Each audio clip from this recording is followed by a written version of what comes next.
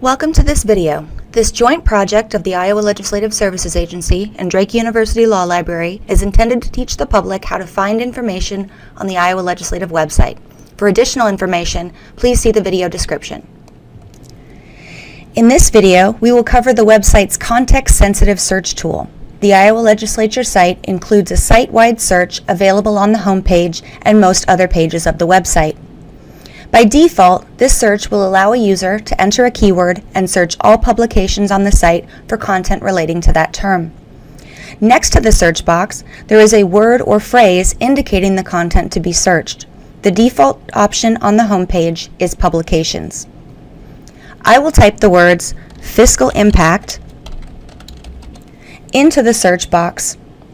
Pressing Enter on the keyboard or clicking the magnifying glass icon executes the search. When you search with the Publications Content option, your search results open in the Legislative Document Research tool. You can learn more about this tool by viewing our videos on the subject. Links to videos pertaining to the Legislative Document Research tool can be found in the video description below. Notice that each instance of the term Fiscal Impact is highlighted within the results provided. I am going to return to the home page now by clicking on the home link in the header. Note that there is an arrow by the word Publications. This indicates a drop-down with an additional search option. Selecting the word Cite from the drop-down allows you to perform a site-wide search for the entered term. I will type the word Enrolled into the search box and will click Enter to execute a Google search of the legislative website. Just like performing a standard Google search on the web, the first few results will be ads and they will be labeled as such. Under the box with the ad links, there are links that will take you to the related content on the site. As you can see, this is a very comprehensive search. This search yielded about 71,600 results. So while it will list all related content on the site, it may not be the best option to use in practice. This search box is context sensitive. This means that it will try to limit the search results to those results related to your current location on the website. Returning to the home page, we can see that Publications and Cite are the only options in the content dropdown.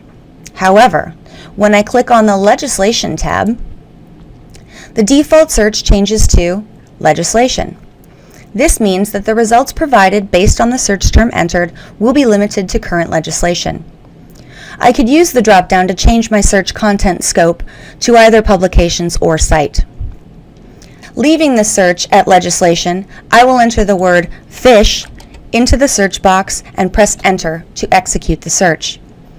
You can see that the search results again appear in the Legislative Document Research tool, and that the word Fish is highlighted within the results.